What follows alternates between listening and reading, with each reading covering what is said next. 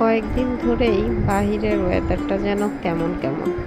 তীব্র গরমের পর এখন এই বৃষ্টি, এই আবার গরম। এমনটা পরিবেশ দেখে অনেকদিন ধরে মনে চাচ্ছিল ঝাল ঝাল কিছু খাই।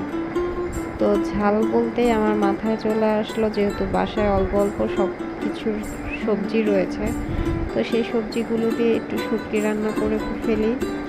আর দুপুরে যেহেতু আজকে বেশ কিছু রান্না করা ছিল, তো শর্টকাট রান্নার ভিতরে এটাই মাথায় চলে আসলো। ভাবলাম চিংড়ি শুটকি দিয়ে বরবটি, বেগুন, আলু, গাজর মিক্স করে ঝাল ঝাল করে একটু সবজি মাখা করে ফেলি, যেটা খেতে খুবই ভালো লাগবে। আর আমার যেইটা মনে চাচ্ছিল ঝাল ঝাল কিছু খেতে, সেটাও খাওয়া হয়ে গেল। তো সবার কাছে কেমন লাগলো অবশ্যই জানাতে ভুলবেন না।